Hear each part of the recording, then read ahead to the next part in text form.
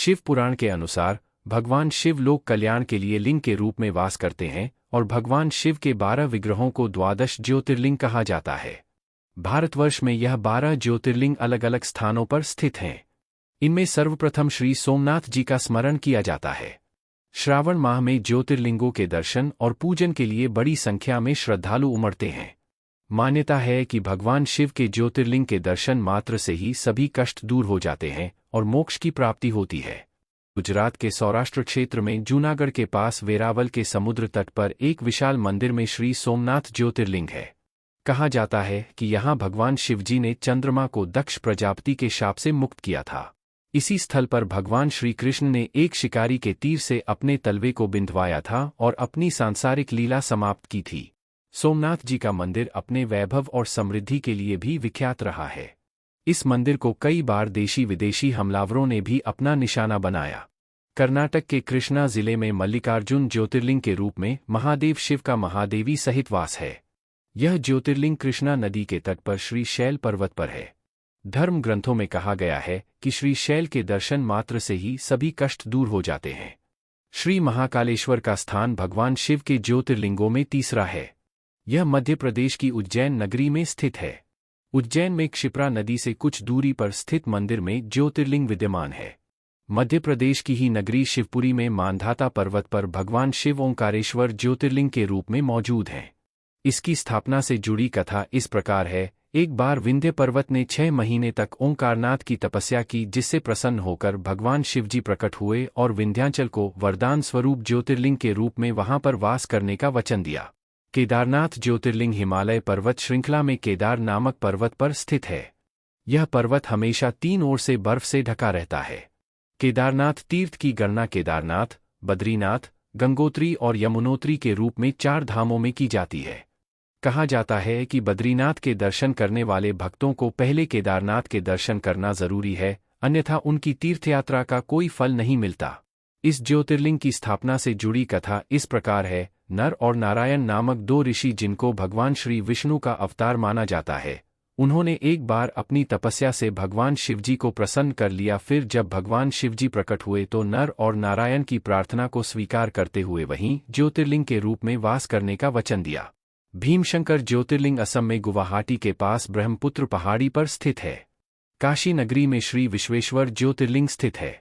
कहा जाता है कि प्रलयकाल में भी काशी नगरी का कुछ नहीं बिगड़ता।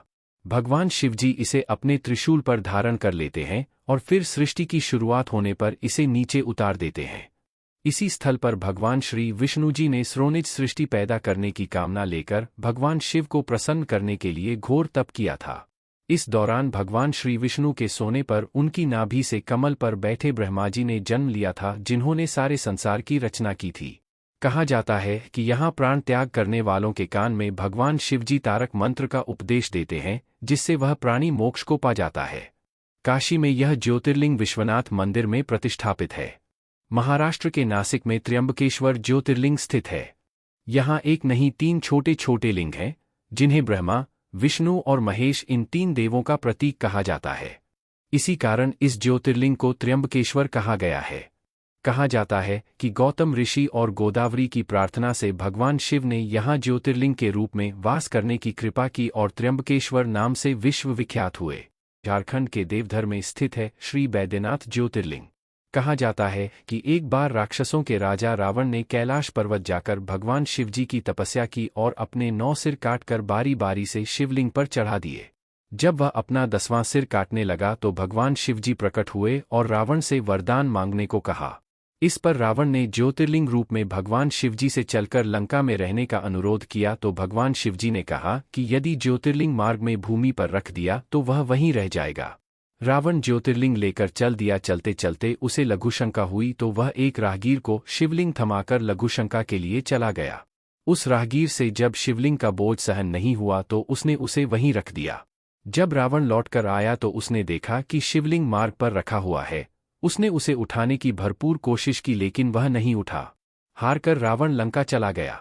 उसके जाने के बाद ब्रह्मा, विष्णु और अन्य देवतागण वहां पधारे और उन्होंने पूजा अर्चना के बाद उसी स्थान पर ज्योतिर्लिंग की प्रतिष्ठा कर दी। नागेश्वर ज्योतिर्लिंग गुजरात के द्वारका के द्वारुकवन में स्थित है। सेतुबंध रामेश्वर ज्योतिर्लिंग की स्थापना स्वयं मर्यादा पुरुषोत्तम भगवान श्री राम ने की थी। श्री राम जब लंका पर चढ़ाई करने के लिए समुद्र तट पर पहुंचे तो वहां पानी पीने लगे। तभी आकाशवाणी सुनाई दी, मेरी पूजा किए बगैर जल पीते हो। इस वाणी को सुनकर भगवान श्री राम ने तट की रेत से ही वहीं लिंग मूर्ति बनाई और शिवजी की आराधना करने लगे। तभी भगवान शिवजी प्रसन्न होकर वहां प्रकट हुए तो श्रीराम जी ने रावण पर विजय का आशीर्वाद मांगा, जो शिवजी ने सहर्ष ही दे दिया। महाराष्ट्र के औरंगाबाद में इलोरा गुफाओं के पास स्थित है श्री दुष्मेश्वर ज्योतिर्लिंग। दुष्मेश्वर महादेव के दर्शन से सभी पाप दूर हो जाते हैं और जीवन में सुख ही सुख आ जाता है।